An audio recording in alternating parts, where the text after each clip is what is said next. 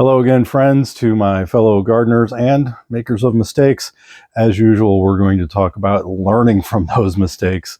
I don't want to say that I'm doing it for you, but I hope that you can learn from the mistakes I've made in the past and the things that I've learned along the way. So kind of for giggles here, I'm about 6 feet tall. I have a stack of 6 cells.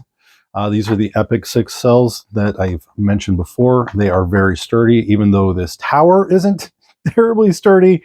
They certainly are. I'm about 225, and I can certainly stand on one with ease without worrying about it crumpling. So these are going to last you for quite some time. So enough of the pitch. I'm not associated with them, but as I've said before, I definitely like to mention things that have worked for me and things that I've used before. So we're going to talk a little bit about seed starting today. This is just going to be a short video. It's really exciting. This is going to be my first day of seed starting this year. I'm actually a little bit behind.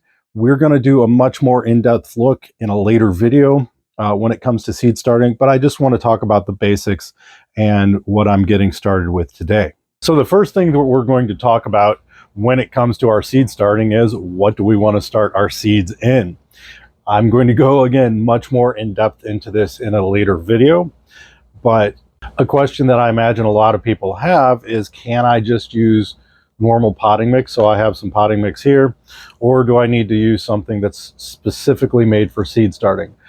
So the obvious sounding answer would be, use the one for seed starting, right?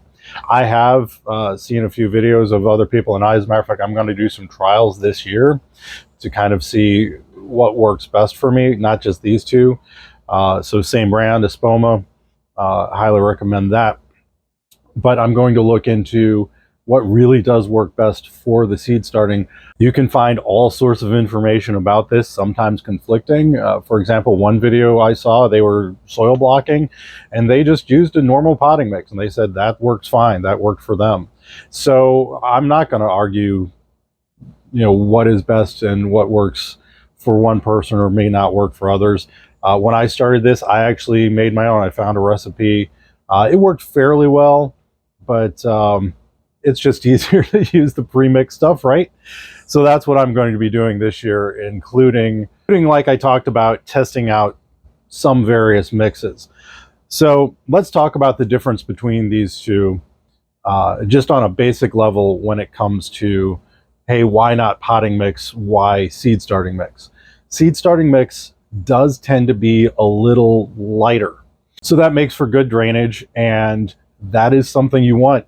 Plants actually still need that oxygen. Your seeds, when they start, need that oxygen. So I'm sure you've heard a lot about not overwatering and stuff like this. So this is going to hold a little less in terms of water.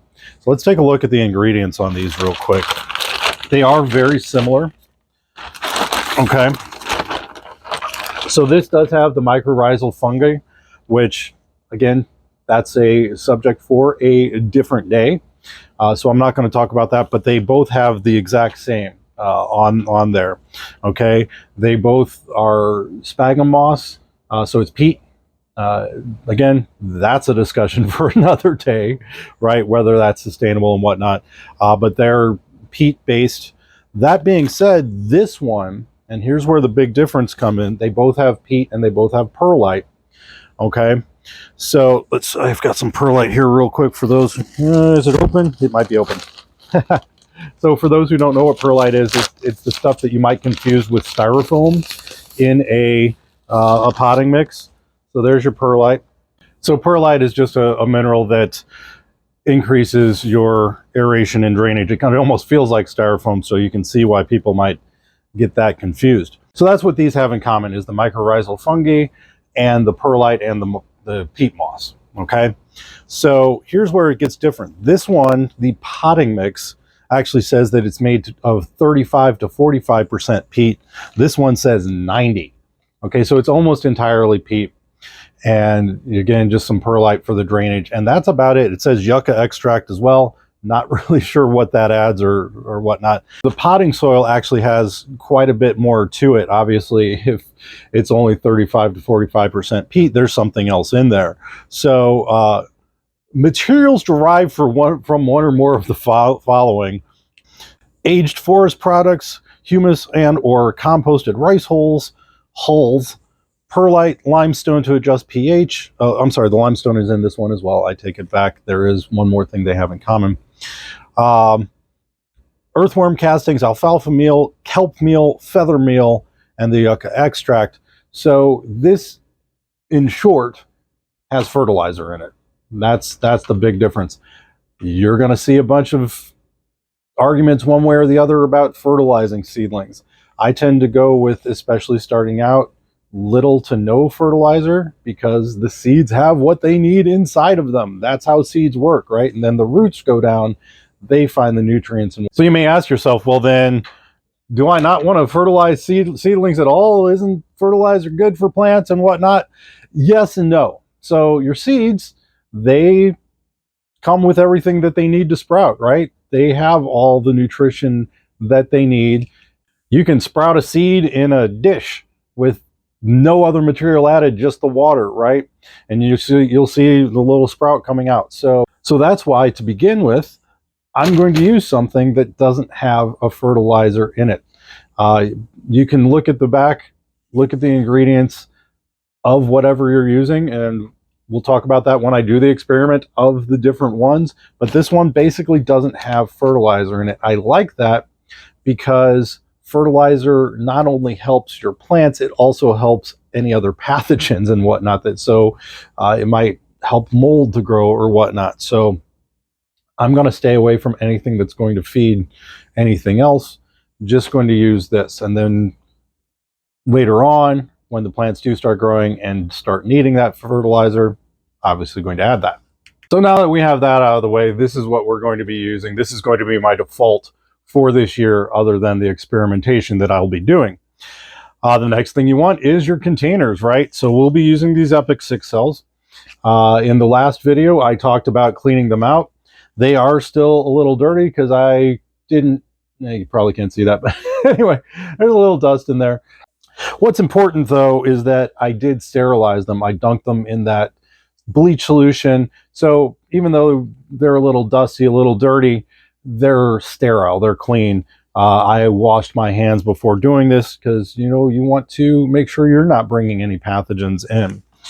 I also sterilized my water bottle. This is what I'm going to be using because I do not have water access down here.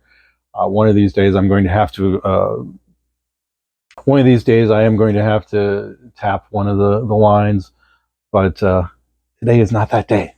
So anyway, this is what I'll be using. I sterilized this as well. Didn't dunk it in bleach. I just sprayed it with some alcohol. So if you ever forget, right, you don't need to pull out this video again, as much as I would like you to. Don't forget to subscribe and like. But we actually have some directions on here as well. Fill a shallow container. Peat pots are special seed starting trays, etc., etc. So it's kind of giving you an idea of what to start with. Wet the soil and allow it to drain. That's not what I'm going to. So this is suggesting, hey, put the soil in here, let it drain. What a lot of people do, and what I recommend, is I'm actually going to put the soil into my potting station, dump that out, wet it, let that absorb a bit, see if it still needs a little more, and then I can just dump it in here instead of having to water every single tray. I can just take the already damp soil. So the last thing I want to do is make anybody feel intimidated or insecure or like, wow, I'm not that invested. This, I want it to be accessible to everybody. So yeah, I had a stack of trays of cells as tall as I am. I have more than that. And I've also built my grow station back here, right, that I think I've said before will fit 32 flats. That's not for everybody, right? So I want you to feel like you can use everything that I talk about with whatever you're going to do. So if you're just filling out, you want to try to grow some basil this year, fill up a pot, put a couple of seeds in it, stick it on a sunny window, you're good to go, right? So we are going to talk about a little more advanced stuff, but that doesn't mean that you can't just go down to Lowe's or wherever and grab one of those Jiffy 10, 12 cell or whatever they are that come with the little peat pellets that expand on their own, put that in a sunny window. My ex, she would take paper towels, wet them, put the seeds in them in baggies, in plastic baggies, tape them to a southern facing window and let them sprout that way. And so then once they were sprouted, she'd obviously plant them into some soil. So there are all sorts of ways to do this. I'm just going to talk about what works for me. And like I said, we'll go much more in depth. I keep saying that. I think you get the idea, right? So we're just going to do our first seed starting today, and that's really exciting. So something that you may not think about, or maybe think about too much if you're a very organized person, is labeling and keeping track of what you're doing. So I've tried using logbooks. I struggle with that. I know there's a lot of software out there. That may work for me. I haven't tried any of them out yet. But what I'm going to do this year is I am just using masking tape and a Sharpie, in case you didn't know what a Sharpie was. So all I'm writing on here is where I got the seed from, the name of what I'm growing, and when I planted it. I think that's helpful information to have. I previously would try things such as I'd have a whole flat and I'd draw it out in a grid, or with some graph paper or just line by line, and say, okay, here's what's in this cell, here's what's in the, et cetera, et cetera. That didn't always work. I mean, it's so easy to get messed up, like, oh gosh, which flat is which? Oh gosh, was I starting left to right or right to left?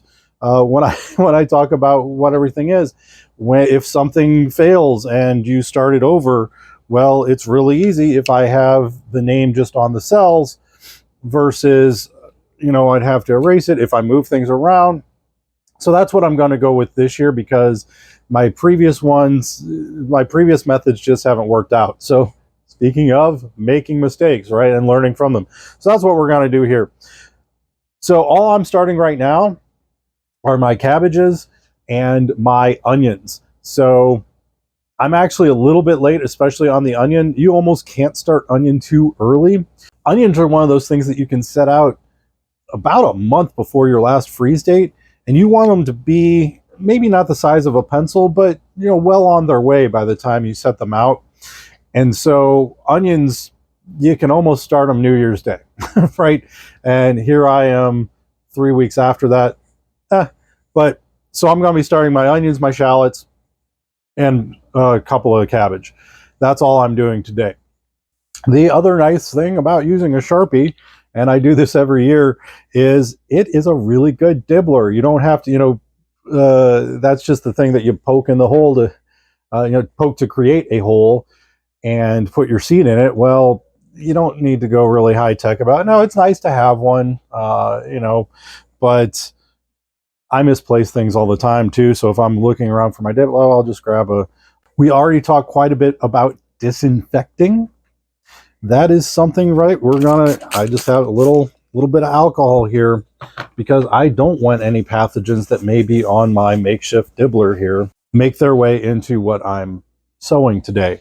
Now, when it comes to the onions, I'm actually not going to use this. We'll talk about that when we get to the onions, but let's get started. So all I'm going to do, not really, hard to figure out here, I'm going to dump my soil.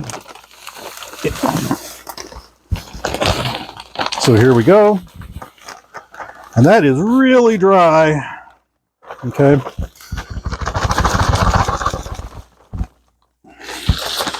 Now, some people will talk about sifting through, because even in some of the higher quality stuff, you might find, ooh, dusty. you may find something. So there are people that recommend. I don't worry about it so much, but I'm also somebody who doesn't sift flour before I make my cookies, and it seems to work okay for me. But if you want to, you can definitely sift that with a 1/4 or 1/2 inch You know, I mean, here's that's a relatively big piece, right? Maybe 3/4 of an inch. So I can certainly see why people do it. I just don't bother. There was a little bit of extra perlite in here from earlier when I was showing you what perlite looks like. I'm just going to mix that in because it's not going to make that big of a difference. But this is really dry. You probably can't see me choking to death over here, but it is throwing dust up into the air. So what I'm going to do is I'm going to take my water, right? Pretty simple. Now, if you don't have something like this, right, no big deal. You can use a pot, you can use a bucket. I've seen people literally, do it in like a stew pot and stir. So that works perfectly fine. Whatever works for you. This is just how I do it. Another thing, if you do not have a dedicated seed starting area like I do, again, no big deal. This is something I ordered online, and it snaps together. So, right, and then so instead I could use this, which is, it's not makeshift, right? It's not. I'm not MacGyvering it or anything, but this is something nice to keep if you're doing it at your kitchen table. You can put down a tarp if you if you want, but or you can do it on your granite countertop because those wash off pretty well, right? So however you want to do it. I just thought this was kind of, it was relatively inexpensive. I may give it a try later, but I'm going to stick with what I know, which is this. I've been using that for, gosh, going on 10 years now. So, oh, that's that. There's a nice chunk. I think I am going to throw that one out. But all I do is just put some water in the soil, and this is where, and I always struggle with this when somebody can't give me a hard and fast rule. My cousin and I talk about this. She and I are more baker types where, recipes, exacting measurements and stuff like that. Her husband is just brilliant. He can just go into the refrigerator, grab what's left, grab some spices, hey, you have a meal, right? I need more direction. But when it's something like this, it is more of a feel. The interesting thing too, and I don't know if we can see this. Let's see if we can get a closer look.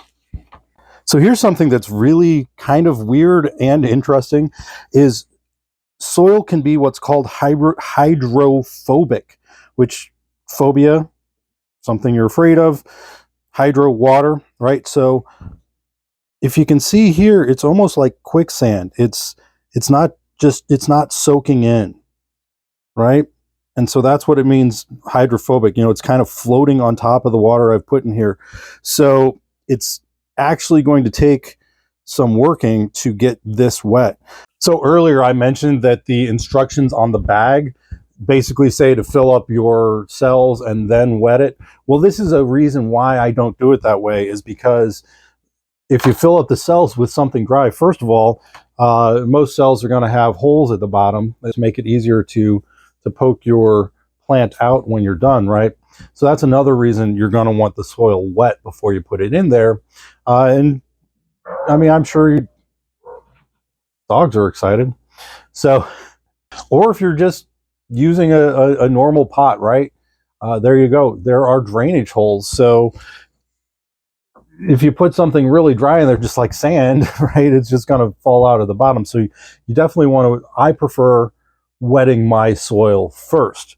But yeah, the other thing is if you put the dry soil in there and try to put water in it, because of the nature of some of these soils, it'll just run off. And so that's why I'm going to take some time and just get my hands dirty, because really, if you don't want your hands dirty, you shouldn't be gardening, right? But I'm going to start getting this wet by working that water in. All right, so I've put about a half a gallon of water in here so far. It's getting better. It's certainly not dusty or anything anymore. But I'm going to say this still needs to be a little wetter. Now, it does hold form relative. See, it doesn't quite, right? So that's not holding the ball that I just tried to create. So that's a little dry. I could use this right now. Just put it in the cells and then plant my seeds, put a little bit on top, and then really wet down just the top portion. that works perfectly fine. So no problem with that, but I'm just going to go ahead and add some more and get this a little wetter to where it will hold form a little bit, but you don't want it too wet, right? So just like we were talking about with cooking, you can't unadd salt, right? Now I can add, if I have some, which I do, I can add more soil if I feel like I got this too wet. So it's not a big deal, but as with most things, it's better to just go in increments and try not to get it too wet. Okay. If I squeeze it, right, and doesn't necessarily have to hold a ball or anything, but there you go. It's I think that's the consistency I like, but hard to convey in a video unless you're actually touching this, right? So that's where I'm at. So I feel pretty good about this. I think you can figure out where we're going to go next with this, right? We're going to go ahead and fill these up. Actually, first I want to, because I do have a 1020 flat over here, which is where I'm going to be putting everything, I'm going to go ahead and clean that out. It's already clean. We go watch the disinfecting video if you want to know more about that. But I have some stuff in here. So I'm going to get rid of my water. I'm not just going to dump it on the floor. I'm just going to put it over here. Okay.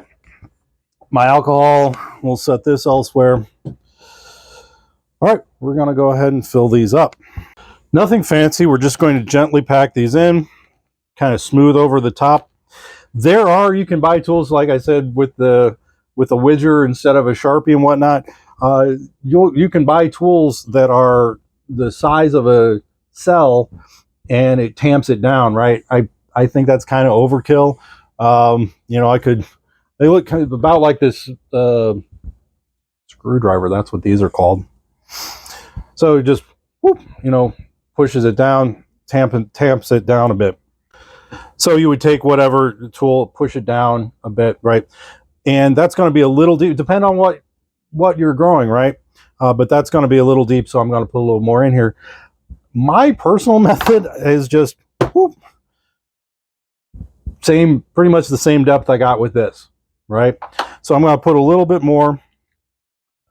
But again, don't want to pack it tight, don't want to pack it super full. But there we go. So I have this packed but not packed tightly. It's got about 1/4 of an inch at the top, which is going to work great for what we're doing, which is onions, which you tend to plant about 1/4 inch deep. If you're planting something deeper than that, you can, again, bam, there you got a hole. You can put it in there and cover up the hole. So we're actually going to start with cabbage. I know I just said onion, but no big deal, right? It's the cell that I grabbed first was the one that said cabbage. So most of your seed packets are going to tell you how deep to plant. Some even give you germination temperature, which these are all cool season crops. So I'm actually not going to use a heat mat, right? But if you don't find it on the seed packet, no big deal. Thanks to the internet, right? You can just look it up. General recommendation for cabbage is 1/4 to 1/2 inch. So there we go. We're at 1/4 here. So I am actually, even though I just said I wouldn't, I am actually just a little bit deeper. I give myself a little spot for each of these to go in. So I get to closer to that 1/2 inch. Now comes the fun part. How do I get my seeds from my packet into my cells? Well, in theory, you can open up your seed packet and just kind of gently, I don't really like that. I've done it before where I got lazy and I was like, I'm just going to do it out of the packet. And you dump way more than you'd hope to. So there's a few things that you can find that'll let you do that. One is, I don't have one like that, a disc-shaped thing that has a protrusion and you can kind of tap and let the seeds out. That seems like a decent method. I haven't tried it. There's the ones that look like a plunger for vaccinations. Those have never worked for me. I don't like them at all. Another thing is a widger, something like this, or I have a larger one like this, W-I-D-G-E-R. As a matter of fact, you can find ones that kind of look like this that vibrate, and you'll find them as a seed starting tool, right? Because you just put the seeds on there, and the vibrational and gently move them down. Or if you don't, again, if you're not fancy, you can just kind of tap, tap, tap, tap, tap, and let that go. The smaller one, you could even dig into the seed pack. It is going to be a little more difficult if you're trying to pour it out, so this one may not be the way to go. But what has actually worked the best for me is this. It looks kind of like a 90-degree trowel, and it has a little thing on the end that goes click, click, click, and much like the vibrating one that I mentioned earlier. And it has some slots there at the end that hold up so that only 1 or 2 seeds go at a time. So the seed basically jumps over the slot as you do your clicking. And that's really worked pretty well for me. But again, to each their own. I'm not going to say one way is better than the other. This is what works for me. That being said, a lot of seeds you start in the 6 to 8 week out of your last frost date. And if you're doing a lot of seeding like I do, by the end of the day, this little thing starts to hurt my thumb.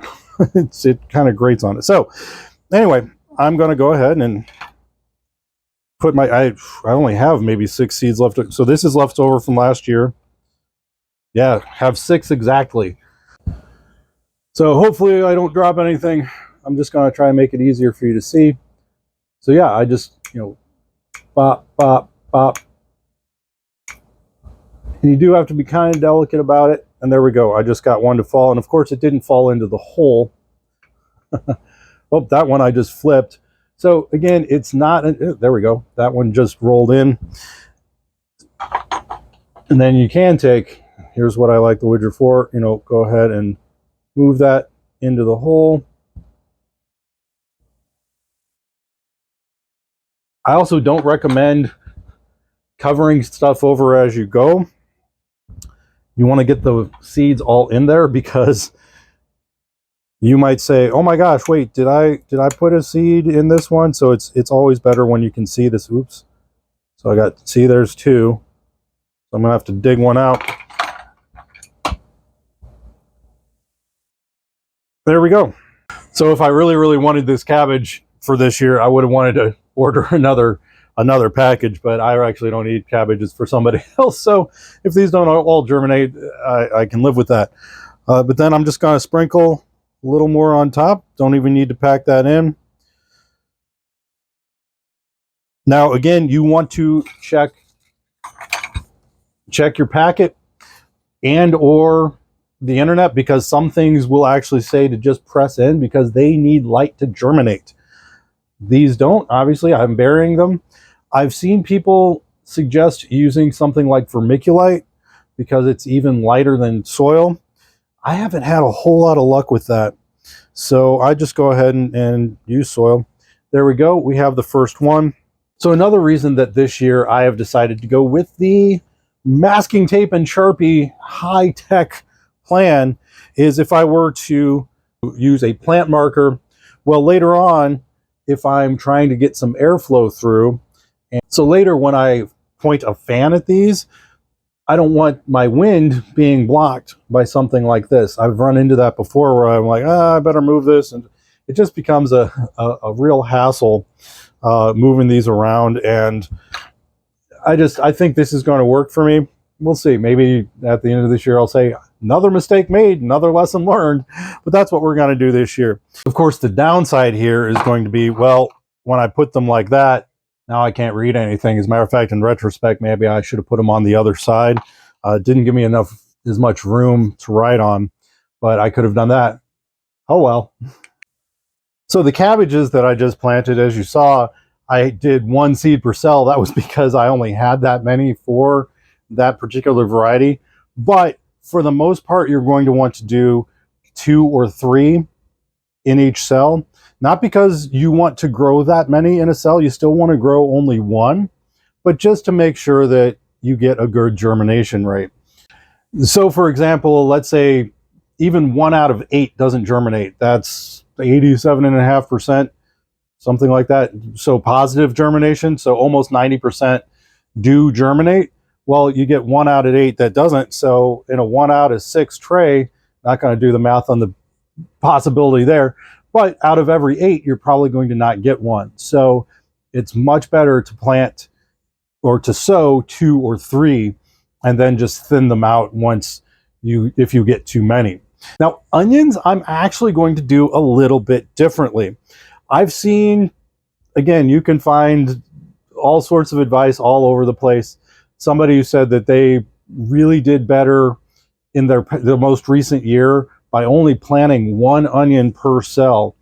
Most people will say more like 3 or 4 because onions are really easy to tease out the roots. It's very simple. If you have more than 1 growing in a cell, and then you just pull them apart and plant them. But the argument that this person made, which made sense, is that's all well and good, but your 3 or 4 maybe aren't going to be as strong, maybe aren't going to get as many nutrients, maybe crowd them each other out. So that's why they wanted to do 1 per cell. I'm actually going to go with the 3 or 4. What I'm actually going to do is do more like 5 or 6 and not shoot for the middle, right? Because then they will crowd each other out a little more. So maybe I'll go with 4, right? 1, 2, 3, 4, and if an extra 1 falls in, great. I've got 2 in that corner. So let's go for, 4 seeds per, and then I'm not going to thin them out if I get all 4 to sprout, because again, they're really easy to tease apart and plant later on. So onion, I'm going to treat a little bit differently. Another consideration when it comes to that germination rate is actually what I'm planting right now, and I've put 2-2. That's not ZZ, as much as I do like ZZ Top, but that's not what that is. That is a 2-2. So these are actually 2 years old. So we'll see how well they sprout. That's also something I've notated on my little label here, is I put a small little 2-2 to remind me, hey, these are from 2 years ago. So we'll see what the germination looks like on these. And again, I'm going to go with, try to put 4 per cell. It's probably going to be more like 5 or 6 because I'm not going to worry about it if an extra 1 or 2 falls in. So again, got my handy dandy little seeder. So yep, see, the 2 fell in right there. You probably couldn't see it. 2 just fell in there. So there we go. I actually ended up with 7. Big deal, right? Because that's something nice about onion seeds, is they come in like packs of 500 and 1,000. So it's not even shallots tend to come with the higher count per package. Yep. So there we go. I could probably use 1 or 2 more.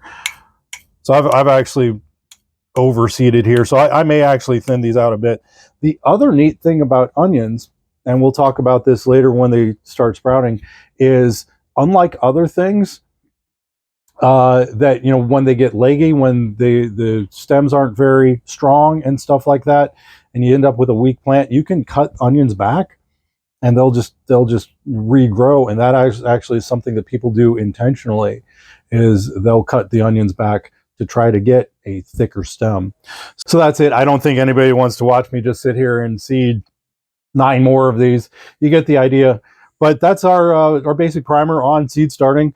I'm also going to put these, it doesn't matter where I put these right now, right? Because like I said, I'm not going to use a heat mat. They don't need the light right now. I've buried them, so they're not going to be getting any light. I could put these wherever I want, so long as it's in that nice 60 to 70 degree range that the cooler season crops like for germination.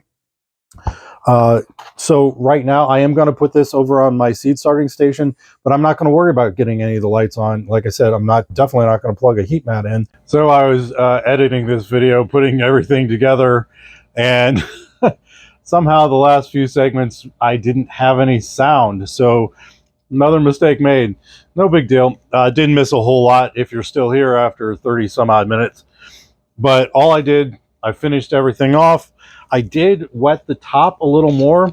So I use a sprayer like this. It doesn't have a whole lot left in it. But anyway, you get the idea, right? There we go. Because I don't have water access in here. Also, right now, wouldn't want to be using a hose outside because I don't want my hoses to freeze. So if you're in an area where you don't get freezes, and you can do it outside and spray whatever. But the point here is, The reason I added a little extra water on top is I was only soaking that very top part, so I'm making sure that my seeds had enough water to germinate. Now, generally, people, once the seeds do get started, want you to water from the bottom because, again, just all sorts of things. Spraying the actual plants can push them over, stuff like that. Um, the more moisture on top can lead to damping off, other fungal diseases, mold. So you actually don't want it to be super damp up top. But for now, that's fine. I did decide to use a humidity dome because humidity domes have always worked well for me in the germination phase. Once they germinate, you want to get that out of there again because that's all it's good for. I've always left my humidity domes on way too long. I've learned that that's going to cause problems, but just while I'm germinating, that's fine. I could probably get away without using it because I'm not using a heat mat, so it's not going to cause it to evaporate as much. But for right now, I am using it. Let's see how we're feeling. Yeah, still nice and moist. I don't think I need, it's a day later, no big deal. But yeah, these don't necessarily need to be under the lights right now because they're in the dark. They are buried, right? So once everything comes up, I'm going to find a spot over on the seed starting station. But for now, we're good to go on these. So thank you everybody for listening, and you have a fantastic day, and we'll see you next time.